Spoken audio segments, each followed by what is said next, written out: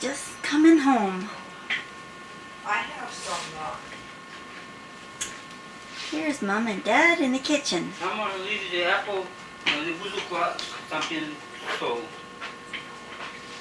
In the tomato sauce.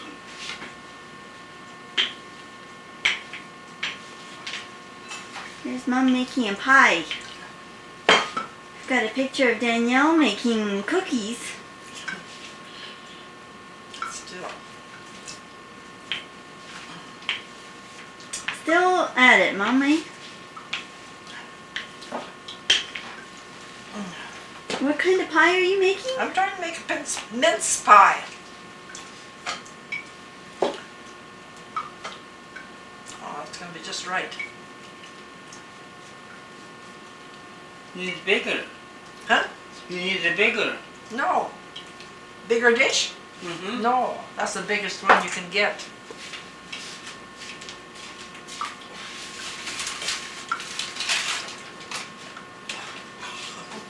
Oh.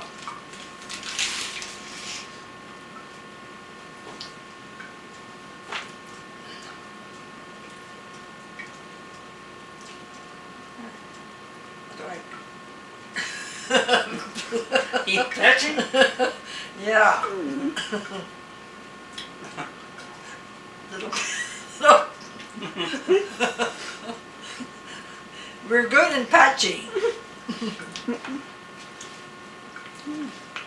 Well, we all want to know the tricks of the trade. Yeah.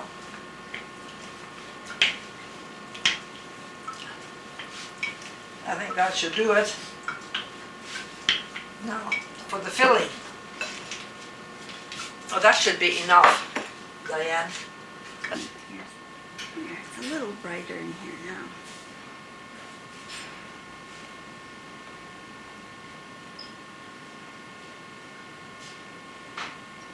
That's better.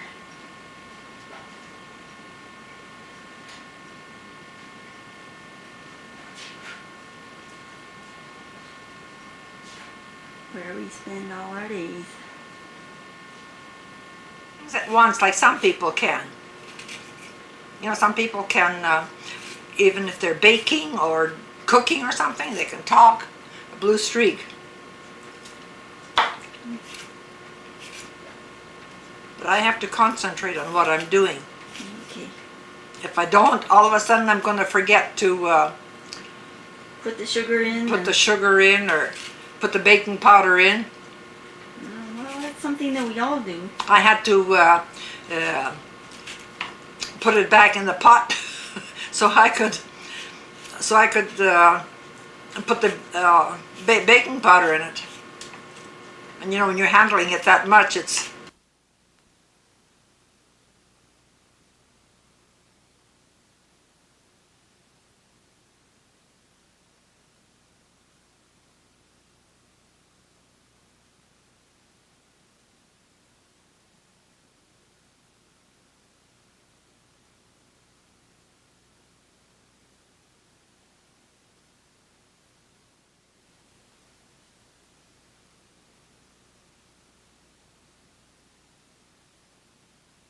What about your home life?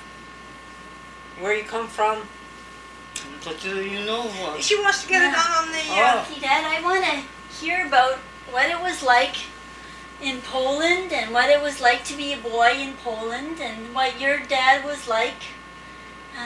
Because we want to know for...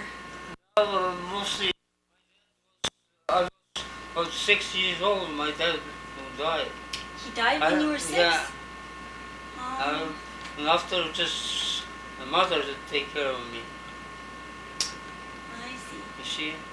And you had how I many... don't remember very much my dad. I remember little, but not very much. Yeah. He was... What was he...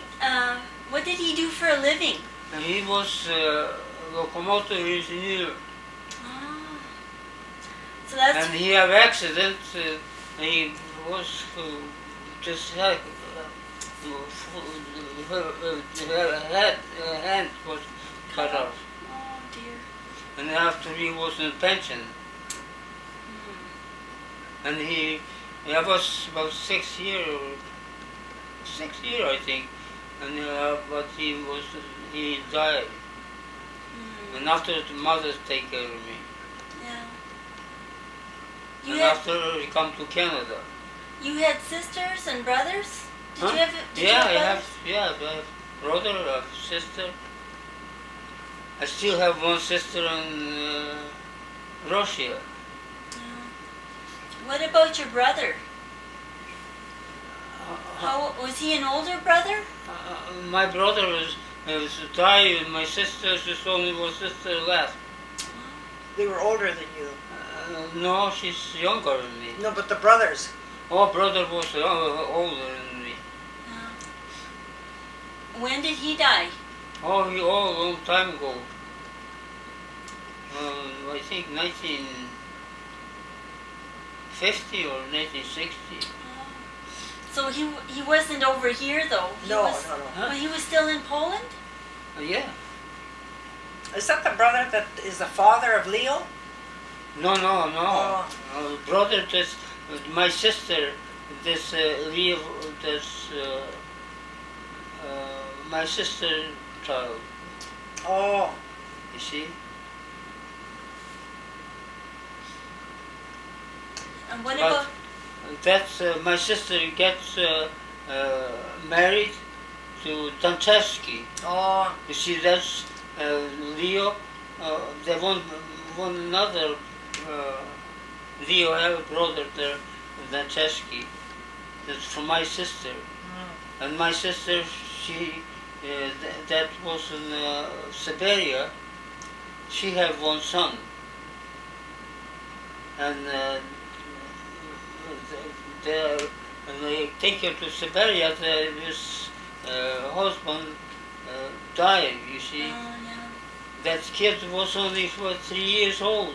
Like that's Russian come and take it. His my sister and little kids. They take him to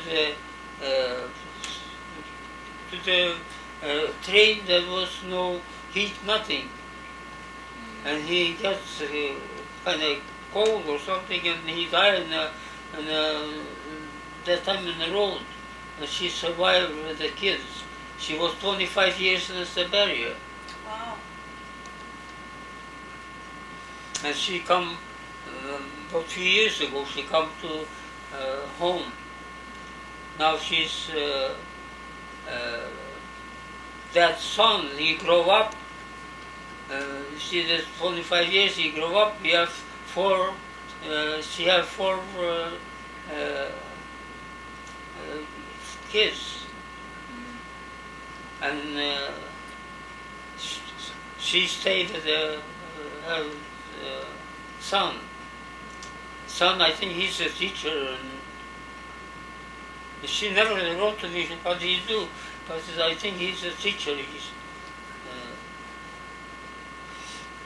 So are they back in Poland?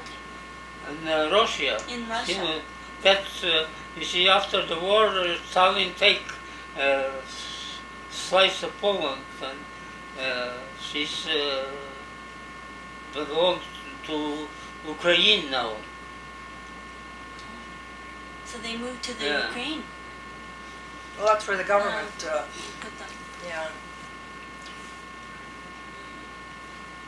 Do you remember much of Poland when you were little? Huh? Do you remember much of Poland when you were little? What? Do you remember much of Poland when you were little? Well, I remember. What do you remember? Well, it's like you living here. What do you remember? Not what No, living that- here. What I don't know what you mean is what I remember. Just like here, living here. It's ordinary living, just like here. That's not- I remember my mother always tell me to, she want to be a tailor. I don't want to be tailor. No. I don't want, but the mother, she want me to do tailor to always have a future, have everybody have to have clothes. He said, eating and clothing. That's the main thing. People life. And I have learned to be a tailor, but and after I come to Canada, that difference, the different system. They were making suits and everything like was in Poland. And I started working there in Winnipeg, and was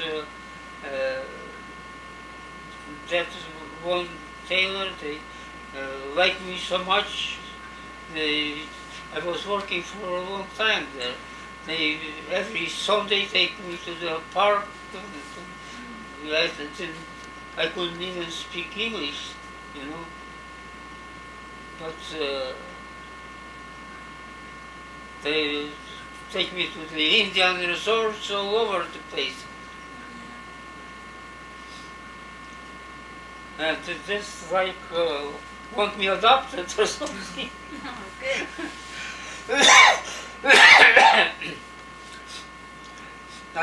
I was working, there was about 15 people working in the factory.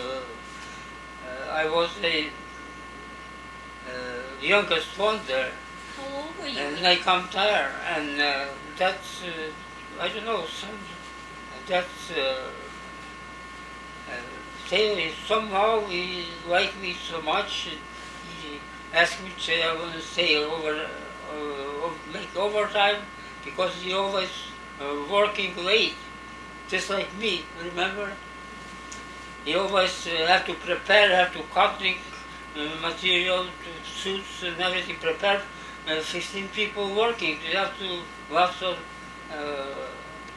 he was preparing there for the people. He always tell me, do you want to stay there? I was that time, I want a little bit more money, I want to stay. I stay with him, he take me for, after, for coffee, and take me home. And they really love me, they like me. Yeah. They take me for dinner once in a while, and every Sunday they come over with a car and take me to City Park or there's lots of different park there in Winnipeg. I will spend Sunday with them. How old were you, Dad? Huh? How old were you when you came to I was Winnipeg? about 18 years old. 18. They didn't see my picture when I was young. Yeah. 18, that's pretty young. Yeah. How did you manage to get to Winnipeg? I come from Poland. You see, they Poland, and they want some labor to Canada. I want always, I read lots of things about Canada, and I want to see the Canada. I said that I don't really want to be to Canada, but I said that if I come to Canada, I could make it to the States. I would like better go to America, but that they won't. That time they don't want people, Americans. They don't want any labor. They have things so much. There's only Canada. They want so many labor, and I get to Canada like a farmer, not like a tailor, but. We come to Halifax. From Halifax, the train was loaded with this immigrant, full train. We have to buy some packets, foods, because the train don't stop, go through to Winnipeg. And we come to Winnipeg, this immigration hall there. We sit there.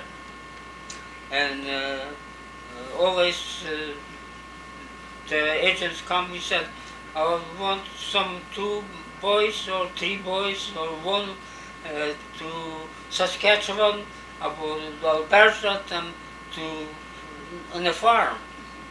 There also guys they come right away, sign it, and take them and go send them to Alberta or to Regina or just lots of places. I thought I was gonna stay in Winnipeg. I then sign it. There's lots of there's a full train. You see, I don't know how many people there was. And then the next day I see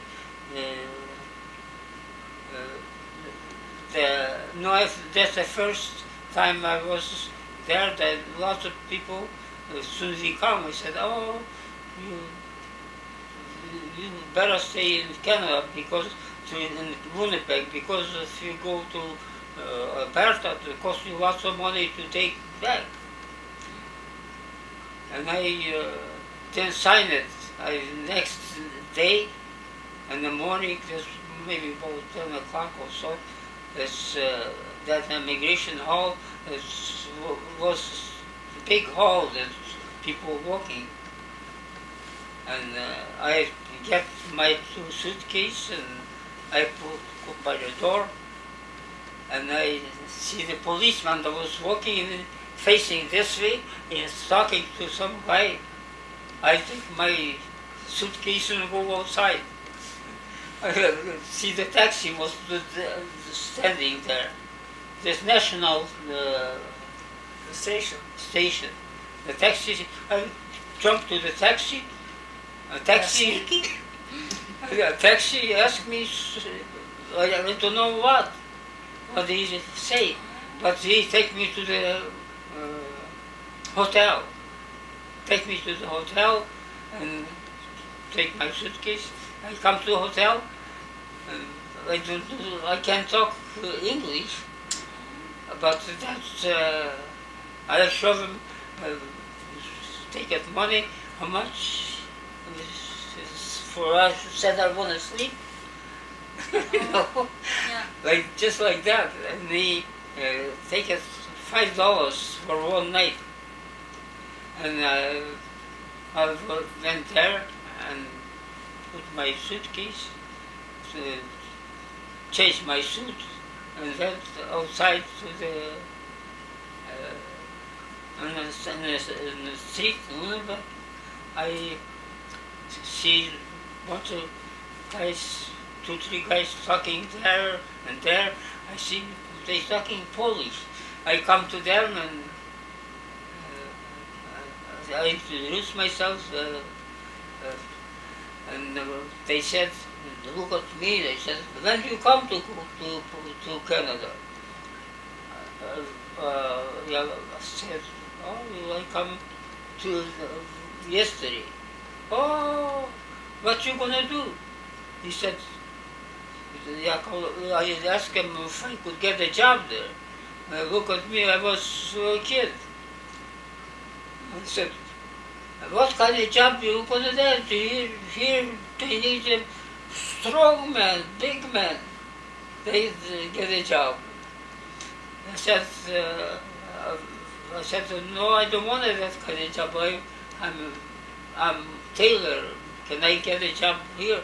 That guy said, yes, you could get right away. He was tailor too. He take me right away. He said, where you live? Where you stay? I said, Leamington's Hotel. He said, oh. He said, I take you to some people. He said, how much you pay? I said, $5 for a night. He said, I take you to some people, you're going to pay $5 for a whole month. Wow. Oh, I said, that's fine. And he take me right away to some people, and I see this nice, clean room, $5 a month. I went there, take my suitcases and rent that for 1 month for $5. And he said, that tailor, he was working there, he said, you come, I think that was Friday, he said, you come Monday, show me where to go, showed me the place. He said, you come Monday morning and you ask for a job. He said, you just say, I want a job. You could say, I'm Taylor, I want a job. That was learned that. And then next Monday I said, I went there. There was, he have upstairs shop, and downstairs have suits, selling suits there. That's I come there. I said, I'm Taylor, I want a job. And he said, right away he go upstairs, he call somebody. He said, they said, you come upstairs. They take me upstairs. And I get job right away. I thought that time they don't pay very much. They have $21 for 1 week. Oh. They don't have jobs now that $21 pay a week. $21 an hour. But that $21 was better, like here is It was a lot of money in that day. Yeah. that meal you could buy for 50 cents. A quarter. Yeah. And coffee was a nickel. And you got a donut with it. Wow. A nickel. It's 80 and $1 now. Yeah. Sounds pretty good. And I went there. That's I was working for a while, and after was an strike, they let me off. After that, I went to some big factory work. And that's I was working there like a helper. The operator, he make it mostly ladies' coat. He make it coat. I make it lining and shoulder lining. Lots of time he wasn't very good operator, but this is all Jew, mostly all Jew except me. All speaking Jewish, and he one time he put the sleeves, he couldn't make it. I said, can I do it? He said, okay, go ahead. And I fix it up, put it, oh, that's fine. And after he said, you do that job, I'm gonna do it. He wants the operator. I didn't stay there for, I think, 3 days or so. After they called me to that shop, I said, after that I leave there, and one that Jewish, he meet me in the street. He said, why you quit? I said, I have a job, I don't want it. He said, you should come for your money there. I said, how much money I could? Oh, you could get. I went there, and that Jew boss, he said, why you quit? I said, well, you don't pay very much. That's why I quit. He said, they pay $15 for Taylor working all day. I said, I don't want to work for $15. He said, I give you 20. I said, I have 20, I have a better job, a steady job. You get a steady job, you come to work. I just don't feel that it's all Jewish, talking all Jewish. I am just alone there. There I was more happy that boss, they like me, and I like better there. I don't want, as he said, are you working for a while? He said, I give you $25, or maybe $30 I give you. You just come back. And I never was there. I never come back. They pay me for, I think for this 3 days, they pay me for $10. Let's take a look and see if this came out. Yeah, you guys look pretty good. I can understand. I can really understand that you want something like to watch. This is going to be invaluable to you when you're my age. When you're Yeah. in my, Well, we all want something, I don't have anything like something visible. that. Yeah. We can remember you and remember what your experiences were like. Yeah. Like, I really enjoyed those stories you were telling me about No. Granddad, and Yeah. I want to get them over again. Maybe tomorrow. Not tomorrow. I was talking to her like you did, but you didn't finish that story, did you? No, we're gonna have to do some more. I'll do a little bit at a time, maybe. Yeah. I just wanted to make sure that this time, like when I was doing it with you, the sound didn't come, and it just wasn't the right adapter or something. You know? Should Daddy finish his story? Sure. Okay. Dad, do you remember any more about? We want to talk to you some more about when you came to Canada. Oh, And remember when did you meet Mom? oh, I forget where I stopped. Oh, you were in Winnipeg. Oh, you want me to talk about Winnipeg. Winnipeg? Mm-hmm. Oh, okay. I think we stopped. I was working for that wealth company, the Taylor, and they take me all over. And I'm working for a long time there. I think about 5-10 years. And after his wife gets sick, she have so many operation, and he was alone after she gets to die. After that he was just like straining, you know, and he started losing the business. Mm-hmm. The business started going down and down, and after almost not of two, no, me and another guy left, only 2 people, I was 15.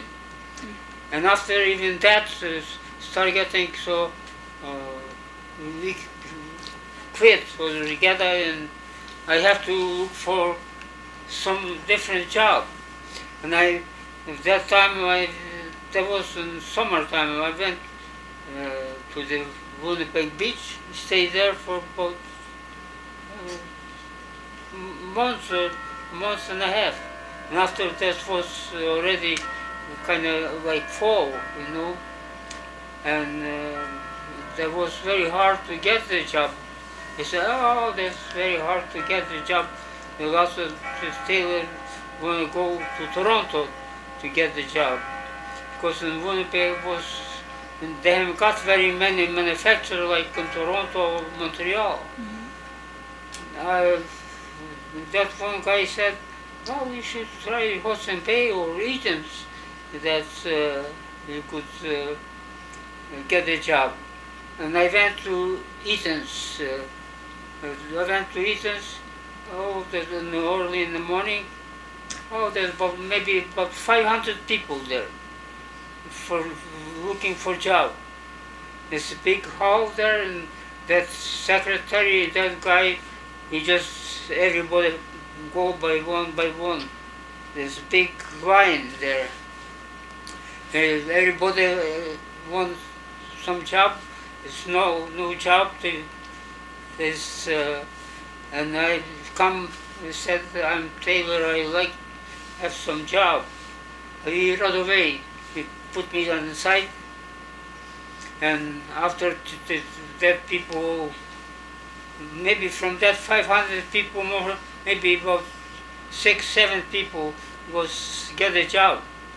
I was Taylor, the other working in a store someplace, and like clerk or something. And after that man said, you take him to the shop, because I don't know exactly where to go. That girl come with me. She showed me how to punch that card there, because every morning I have to punch the card, and noon time and go home and night time. 3 times a day I have to punch the card, and she showed me how to punch the card, and she take me to the shop, and that's went there. They asked me right away. They said, what you could do? You tell them what you could do. You working in a pants, working in a coat or vest. I said, anything I could do. They put me in a coat making. When I start there, they don't say nothing.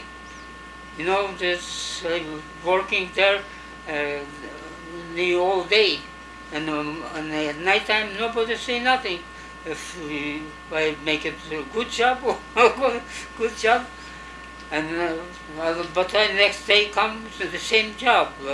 I have working in a week time.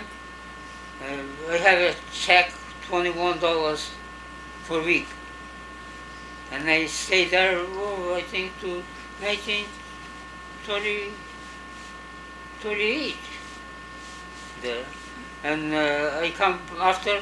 I have money, and the bird who was he was in Winnipeg, and he was in Timmins. He wrote me, said you should come to Timmins or Kirkle Lake. This you could make it good money there. And I come to Timmins, but Timmins there was no place, no rent. I couldn't get. And then I come to Kirkle Lake. I come to Kirkle Lake, and I know one kind of Jewish guy was tailor there in Winnipeg. And after I was talking to him, he said, well, we should start a business, good business. I started with him. I stay, I think, one year or so. And after I meet my girl, and we get married. Was that in Winnipeg or in No, Kirkland Lake. Oh, you met. We get married, and after that I go on my own. We rented that on the 7 Wood Street, is it? Yeah. Yeah. But We rented a little place. We start business there. But your first business was on Government Road, you know, where the old Eaton's used to be, right next to the new building there. That's where we opened up originally. We opened a little place, but we get so busy, remember, we had to work so hard. And after it gets more and more busy, we bought that building next, and we opened up bigger business. We opened it selling shoes and shirts and everything, ties. And it's like menswear. And I have menswear and tailor shop. And we did very good at the time. And after that, we bought this house, we start fixing this house, and fixed it once, I remember. And after there was getting too small. We had only 4 rooms, 2 bedroom. After we built that in the back, this 2 big room, and then after we moved to the smaller place in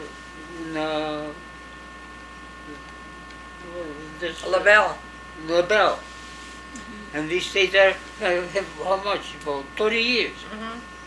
We have a good business there too. has lots of business. And now and after that, mother, I have to have operation, and after mother gets Well, that's sick, enough. and That's up to now. It's the Yeah. latest. and But you now know, they know that. That's all. You don't have to explain how we get sick. Well, that's how he says it. Now there we are. Yeah. There are two people left. The birds flew the nest. And not very well, both of them. She have a back, I have my leg. So that's No, we don't want to talk about that. no, that's what he could do. So, Mom, can you tell us a little bit about your beginnings? What? Do you remember? She wants to Yeah. hear me talk about our beginning. Mine. Oh, you beginning. Okay, you start your beginning. I don't know how I can start. You have to ask me questions Okay. here. How about? Can you tell us a little bit about our grandmother? Mm-hmm. Your Your mother. my mother. Well, I don't know what to say. She worked very hard. My dad had a shoe store that we had. He had opened in. It was called Rivers, Manitoba, and he worked there for quite a few years, I guess. And then he moved to Rapid City. Did you ever live in Brandon? No, it was Rapid City. We lived there for quite a long time, and then we moved to, or Mother moved to Minnedosa. That's where we started. Like they ended up, I mean. You told me a little bit about some stories of, I guess that must have been your mother's parents? My grandmother. Yeah, and you were telling me a little bit about the house that they lived in. Do you remember? Yeah.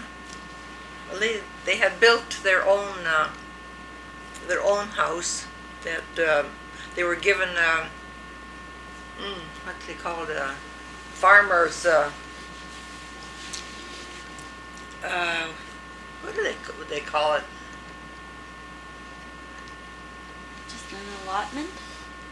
Well, it's they give them so much acreage to do as you wish and make a living on that. And that's, taking a family out in the wilderness, it must have been awfully hard. And to build his own home, they had to have horses, they had to have the sleighs, they dug the trees, they cut the trees and then dug the roots out to until they had enough to build a house. And the house I see sometimes on television is very much like what they had, built with the logs, and they put the plaster. Well, they didn't have plaster then. It's the homemade plaster, and then they whitewashed it. It's all nice and white. And I don't remember whether the roof was a thatched roof or not. I don't remember that. But they had a great big yard. They worked on it continually. So they came from Galicia? Yeah. Were they well off or poor? Or? No, they were poor farmers. But how they started, I don't know how they got their start. It must have been very hard. Because it would take a while to get... It would take a long while. And then they had 9 children. And that's 9 mouths to feed. And it was quite a hard way to get to their farm. Their farm was right on the edge of the government national parks. So they had to build their own road to get in and out of their place and to the village. So where there was a little like a little valley, or like where the water would be going through, they would have to build a sort of a bridge. So they would cut logs and put it on top of the the ground to level it off. And they kept putting it on and on until it was level with the road. So that took an awful lot of work, besides working on on their farm. And It's a lot of work. So, your mother had 8 other brothers and sisters? she was the oldest. Boy, that's a lot of relatives. Yeah. Do they all live in Winnipeg or? Around the area. No, not in Winnipeg. They live in a surrounding in the farming area. Because I wasn't aware that we had that many relatives. Yeah. Well, they're gone now, or most of them. I think all that's left is my Aunt Mary and Uncle Bill. And another Aunt Mary that's by marriage. She's in a senior's home. But 2 of them are, in fact, in a senior's home now. And you were saying that your dad came from the same village? Yeah. They knew each other. Was it just by chance that they happened to meet in Winnipeg, or Oh, did he no, plan I to doubt come it. there? I doubt it. I think that they knew where they were going. Or Dad knew where they were going, so he kept in touch, and he had a hard time, very hard time. It was in the 1915. When, I think it was on the verge of the war, because I was born in 1917. so that's when they came over? No, they came over before that. So what happened in 1915? Well, that's when Dad and Mother got married in the 1917. I was born. So they just escaped the war? And Yeah, so Granddad didn't have to go to war no, or anything? no. But in later years, he was allowed to join the Legion, Canadian Legion. And he was a steady customer, not a steady customer, but a steady participant in the Canadian Legion. You were telling me that he was very well liked by his... Yes, he was, very much. He'd go to the beer parlor, and everybody would, oh, here comes John. He's going to tell us some stories. So he would go down and talk with them and drink beer.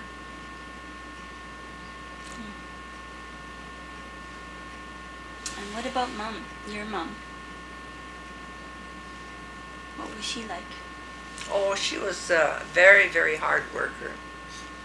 Very hard worker, and very kind and very Very sweet. very sweet. Did she have any particular talents that, No. besides cooking and making pierogies? Yeah, no, she didn't. She was, I think she must have been about 16 when she got married, so she didn't have no school or education. And Dad learned everything on his own. He didn't go to school, but he was able to read and write, and I don't know how he did it. Self-taught then. Mm-hmm. So do you think was he able to provide for his family Oh well? yeah, oh Was yeah. he a good provider? Mhm. When he started with shoemaking, shoe repairs, just like Morris is doing, or had been doing all these years. And he built up a business. And when he moved to Rapid City, he bought this big building that was it was a furniture store. And he decided that he wanted a bigger business, and he built a little lean-to onto it. I've got pictures in there where the house that we had, and he did his shoemaking there, and then he had the other store that was all furniture. So he had all the furniture, and he was able to get all the furniture cheap for our upstairs. We had a beautiful dining room. Oh, it was beautiful. And he got an organ for us. Yeah, I don't know where he got the organ, because I wanted to play. So Dad brings this organ home. He says, "Okay, there you are, play." He thought I would be learning just like he was. Hmm? But it was quite it was So nice. did anybody learn how to play? No. He didn't try? It seems to me that he did try occasionally. I think he did. I can remember a couple of what I thought was a noise at the time. And then he expanded that into undertaking. And Yeah, you were telling me how scary it was. yeah, boy, that was.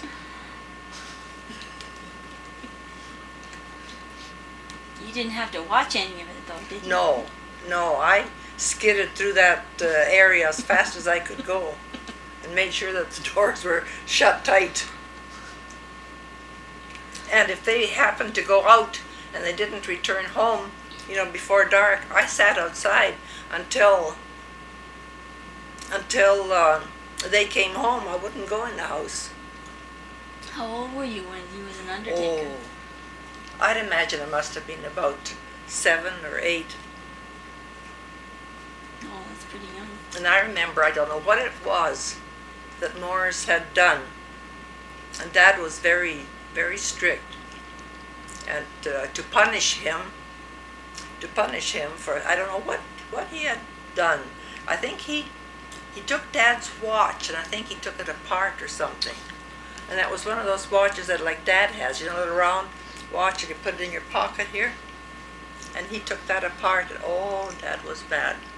He put him in the, like I said, we had the furniture store in the front, and then we had the undertaking behind that, and then you had to go through the undertaking parlor to go to the coal bin. So he put him in that coal bin, and he didn't lock the door or anything, just put him in there and said, "Now look, you're going to stay here.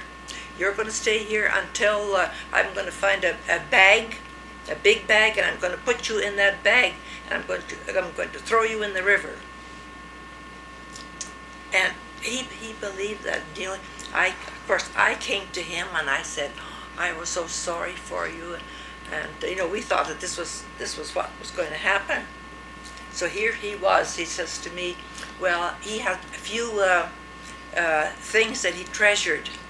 So he says to me, "Well, you keep those things, and I'm going to I want you to have them." He was liquidifying his precious toys or something. He was giving me all these things that. Last will and testament. I would like to ask him if he remembers that. I would love to ask him.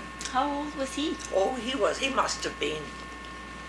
He could have been about 5 or so. That's so young. Yeah. He must have been I'd love to strict. ask him if he remembers that. At So all. what happened?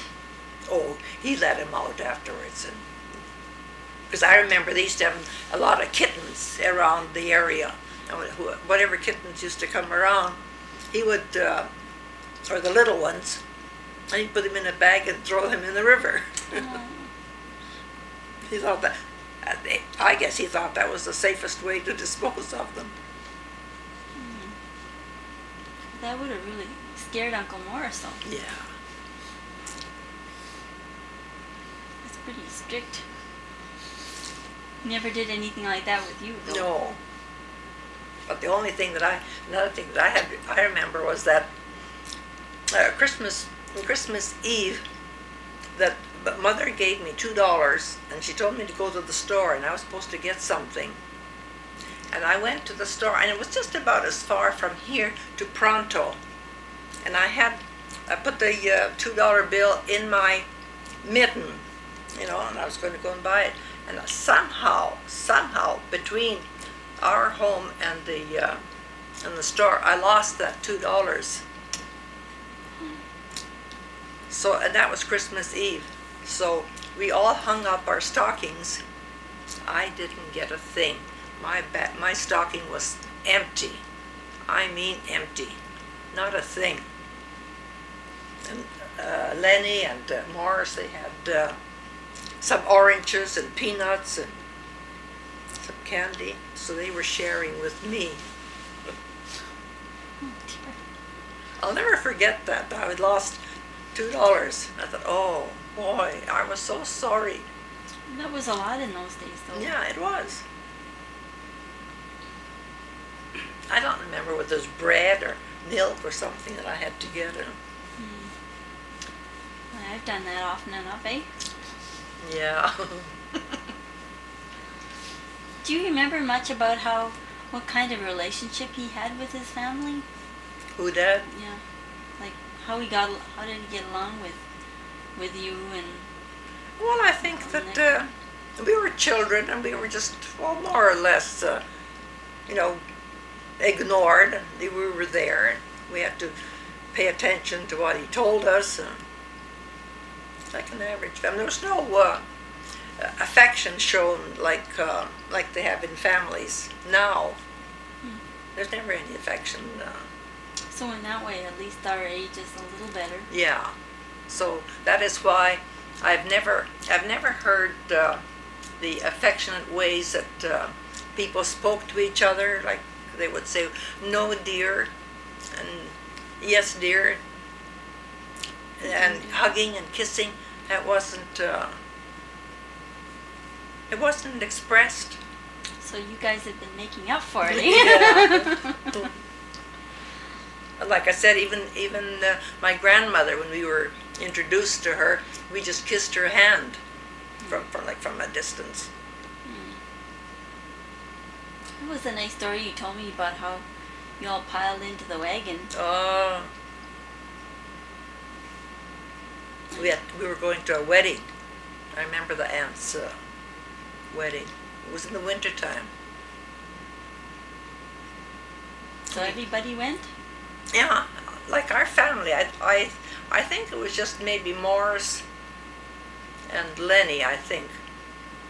I think that we had them then. And I was telling Diane that Grandpa took, these flat wagons that they had in that time.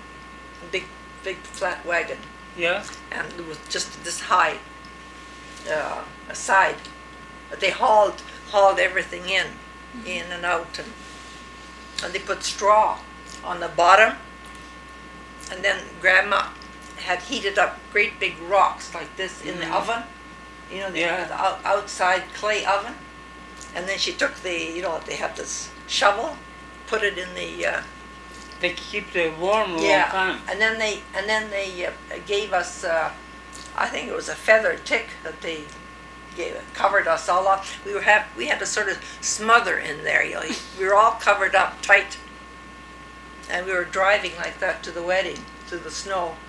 Dad and Grandpa, they were sitting, on the front, and they were talking. Grandpa had one of these coon coats. I think it was a coon coat. I think we still have a picture of him someplace where he had a fur coat. And I look at it now and think, gee, my grandfather had a fur coat way back when. And I would hear Grandpa always, "Oh, get up, Nellie. Oh, whoa, Nellie, whoa." And I could hear that, and then they would be talking away, and then the wagon would be creaking this way and this way.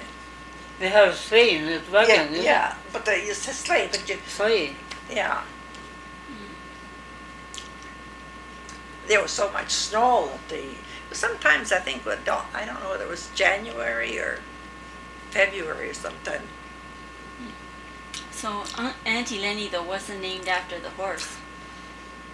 How they keep the road open? Like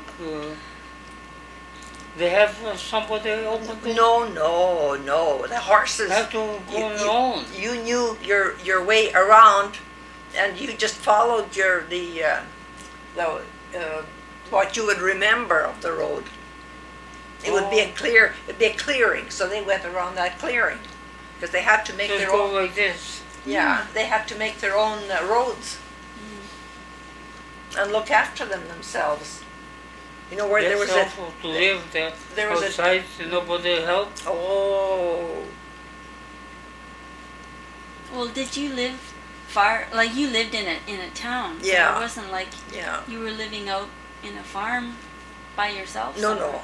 But grandmother and grandfather lived there by themselves with their children until they started getting married and going away. And all the time that they'd be harvesting their crops and they'd take their cream that they separated from the milk, and they put it in great big cans and drive to the city or to the small town and change it for sugar, flour. My lips are so dry. I don't know what it's from. Spaghetti. Talking too much. So all these brothers and sisters that your mother had, did they all stay in Manitoba or have they moved? No, they all stayed in Manitoba. So they're all Always- somewhere. Always fairly close by. So if I went digging for more information, I have to go to Manitoba to dig it. I don't know just what you would. It's a funny thing. I didn't have a birth certificate, and I don't remember where I wrote for one. But they had it. And I thought, oh boy, what if they didn't register me, in such and such a year? Because they could have registered me 2 or 3 years later, and I would have missed out on my old age pension. But they had you registered Yeah, properly. yeah. I don't know where they kept the records, whether that was in Winnipeg. It could have been in Winnipeg. But they all lived close by. Gradually, each went on his own, bought himself a little farm, went on his own, made his own life, and they gradually married off.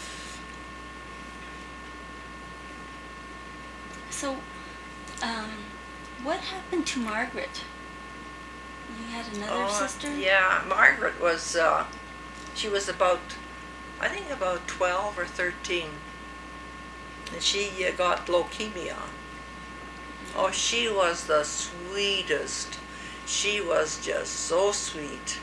Oh, she had such a soft voice when she spoke. Oh, she was sweet. And mother mother was broken-hearted. She, I think she lived for about 1 year, but she suffered. She just lay in bed, and I remember her getting a lot of, like, boils or something on her body. She had to go to Winnipeg for treatments, but I don't recall her losing her hair or anything. So actually, I don't think that they had chemotherapy then. That's what I think. Well, it's not cancer. Leukemia. Leukemia. It is some form of. I don't think so. It's a different disease. It's not cancer. Well, it's a form of cancer because her. What? They could have saved her if they were able to get the marrow in her bones. That's what they are transplanting. Now I see. If they get a certain donor where they'll transplant marrow. It was her marrow that wasn't working, and it was I think making white blood cells. Well, that's what was happening to me, except it has a different step to it again. They took marrow from me, and they found out that my bone marrow was So was she the youngest? Yeah, The baby. yeah. Oh, she was so sweet. Gee, she was sweet. And she was always so cheerful. Mother said, she would say to Mother, I don't want to die, Mother, I don't want to die. She knew that she was going to die. It's heartbreaking to watch her like that. When they're that young. Yeah. Was Bobby always the sort of off Yeah. kilter? Well, what had happened to her, and I still believe it, but you can't do anything about it, was Mother gave birth at home. And the doctor that we had, he was a good pal of Dad's because they were drinking buddies. And I think that he was a little tipsy or something, because he could have injured, that her top of her head, he could have injured that. And Who? Bobby, Oh, Bobby. he injured the, and she had she started like growing a tumor in her head. And when she was little, when she was born, Dad was he gave her a bath. I remember he had her in the tub, beside the stove, giving her a bath. Dad says to me, come on over here and see how it's done so that you can do it. I took one look at her, I turned around and passed out on the floor. And Dad was laughing afterwards. He says, there's one baby in the water and one fell on the floor. He says, I didn't know which one to rescue. That's him. Well, why did you pass out? Just the sight of seeing this wormy little thing. That was. She was a newborn then. Yeah. And she cried. Oh, she cried. She must have been in a lot of pain because she was constantly crying. And I remember walking the floor with her all the time. And stopping her from crying. He just screamed and screamed. So she must have been. I blame the doctor for that. He could have at birth injured her head somehow because he was an alcoholic and he could have been a little bit under the wind. So, did she have a tumor? Yeah. Did they take it out? No. She had that. They didn't know. What was really wrong with her until she was quite grown up almost. When they said that she was slow in walking and slow in talking, so they thought, well, she's just slow, and that's they didn't think anything of it until she got. I guess she got. I think it was when they took her to the hospital when they. Wanted to find out, like her marrow something was wrong with the marrow in her. I wish I could have spoken to Mother more about that to know more of the history of. This might be like a hereditary thing. No, I don't think so. There was nobody in the whole family that had any problems. I blame it on the doctor. I blame it on the doctor. But she looked normal. Yeah. Oh, yeah. And it doesn't take much to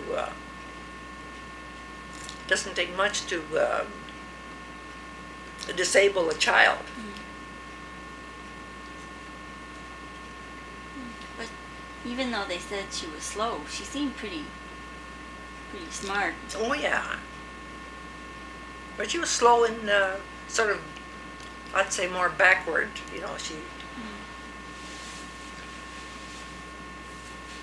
But she's got all her marbles. So how old were you when you went out to work on your own? Well, they had sent me out, I think I was about 13 or 14 when we had lost everything. How did you lose it? Well, we had when we had the store, there was a fire there, and we had lost all the fire, and Dad didn't have enough insurance on it, so what little that he got, he was just able to buy that little house that we had in Rapid City,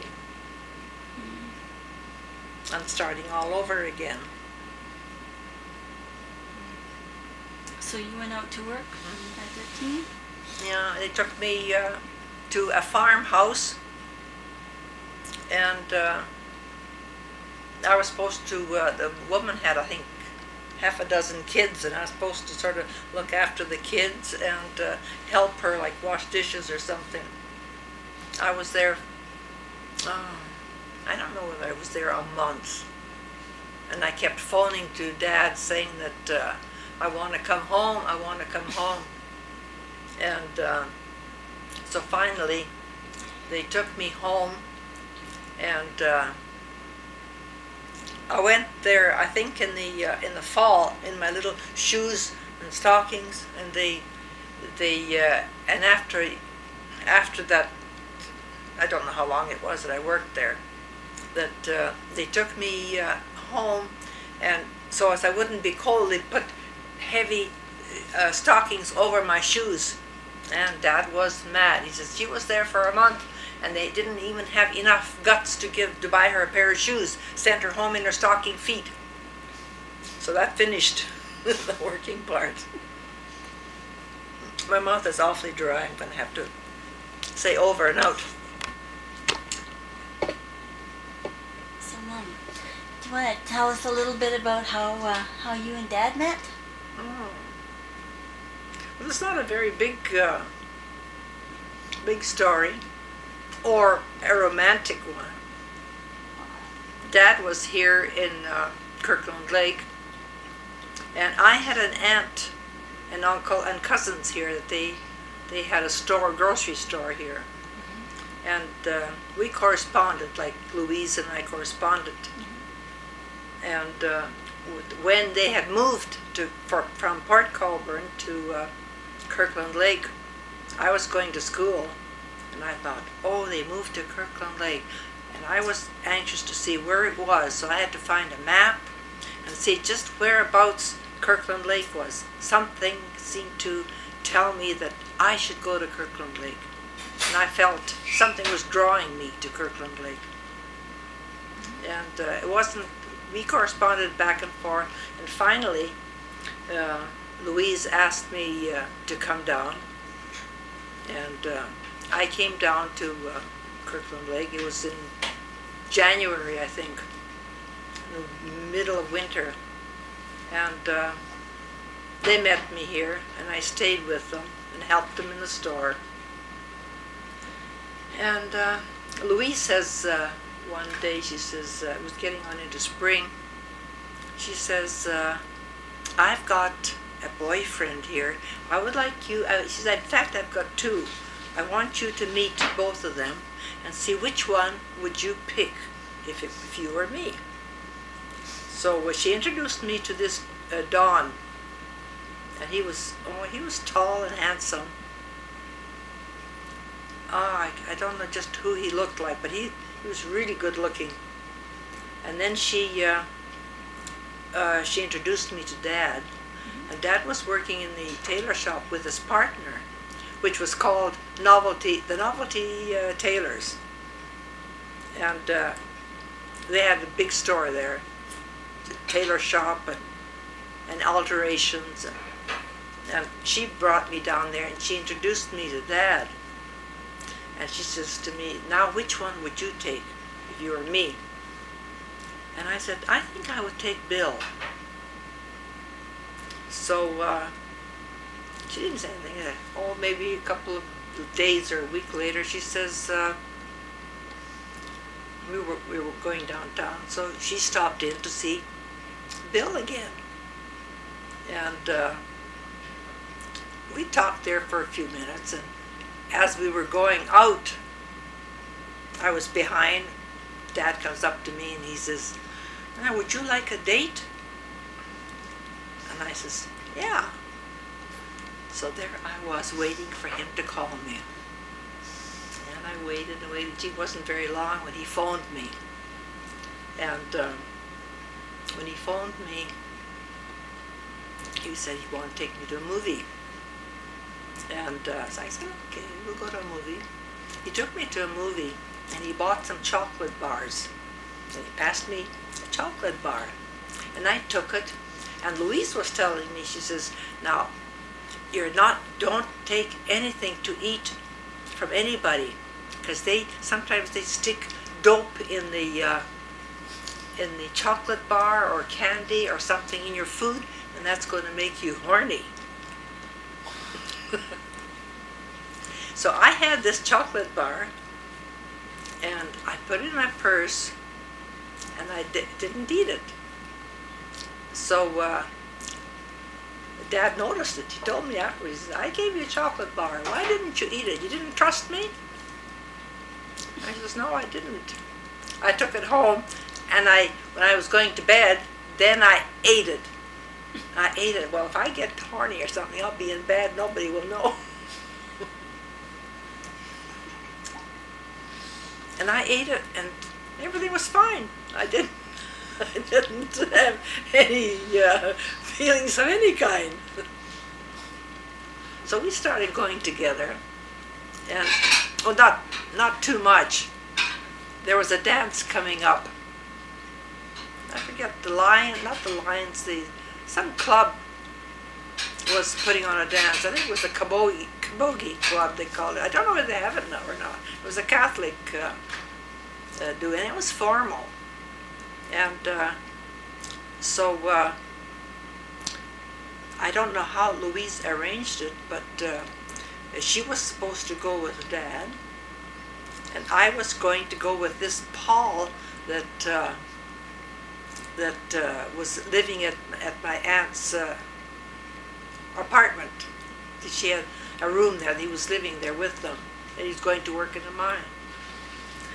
Oh, and he was pestering me all the time. I'd be, upstairs, and he'd be coming around, and he'd be wanting to talk to me, and making. I thought he was making a nuisance of himself, and I didn't like his looks.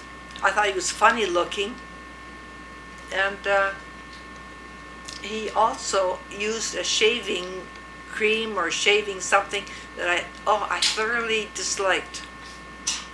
So I tried to get away from him as much as I could, but I had to go to this party with him, which I thought, well, Bill will be there, it'll be okay. So when we went to this dance, I think that I flirted with Dad a little bit more than I did with Paul. And I thought to myself, he's really treating me with real, like as if I was a queen or something. He was so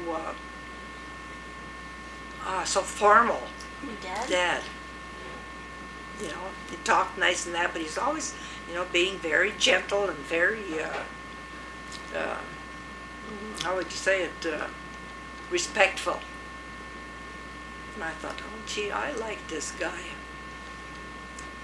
So after that, we started going together. And Paul would always be at my shoulder. I'd go into the kitchen, and he'd come into the kitchen. I had a hard time avoiding him. Well, years later, he went to the war. He enlisted, and Louise was telling him, because he kept in touch with Louise when they moved back to Lord Colbert.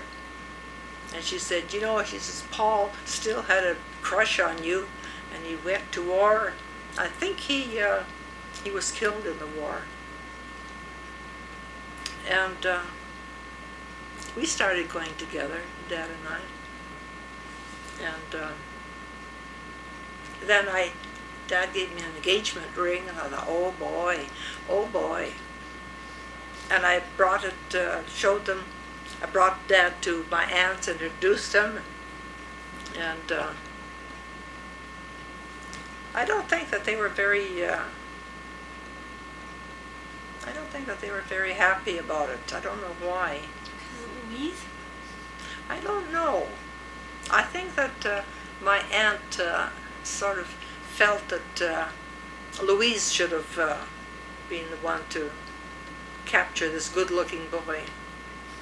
And he was Polish, and that's what they wanted. Why did they want somebody Polish? Well, because they were Polish. And Don, he was English. Is that who Louise married? No. No, they moved away from here. They went to Port Colborne. I guess that was the end of their romance. So how long did it take for Dad to sweep you off your feet? Well, that was I think it was in May. I think it was in May That you met? that we met. And in August we got married. 4 months. Mm. Well, that's fast. Yeah.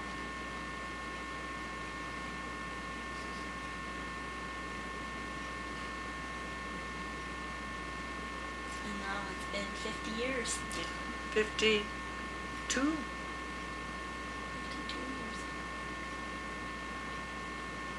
Just imagine, 52 years.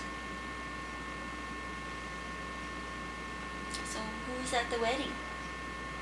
There was just I got my cousin. She happened to be in Toronto. She was taking up nursing, and that was Josephine, Louise's sister. We had her, and we went with Seymour. Remember, Seymour's menswear? Mm-hmm. Well, he was going for a holiday, and he said that he would take us, and it would be our honeymoon. So we went to Toronto with him, and he stood up for us, and Louise was my bridesmaid, and Seymour. And then we went to for dinner. It was called Angelo's. I think it's still in Toronto. That sounds familiar. I think it's Italian, I'm not sure. Yeah. You don't remember where it was, though? No. I think I still have seems to me that I still have the menu or something from Angelo's. I don't know what it was, but I think I still have it. And the flowers that I had, but they're all crushed and dry. You still have your wedding dress? Yeah. Not the dress. No? No. What kind of a dress did you have? Well, it was a mauve, a light mauve with a purplish jacket. I think our picture, Oh, yes. I remember that. our wedding picture. I remember that one. When I look at that picture and I think, oh my God, I don't believe that that was us. And look at us now, old and withered. Still look pretty good to me. I'm getting to be just like Mother. I remember you were taking sketches of her, and you made that picture. And when you showed her the sketch and she looked at it, I think she felt insulted. She says, I look so old. She thought that you made her that old. She says, I look so old. Well, I thought to myself, well, that's the way a child saw you. See, I didn't see her the way she was. I saw her as a child too, and you saw her. She was a grandmother. You saw her in that. I thought she looked beautiful. I thought her wrinkles were beautiful. Well, she didn't. Just like I don't like mine.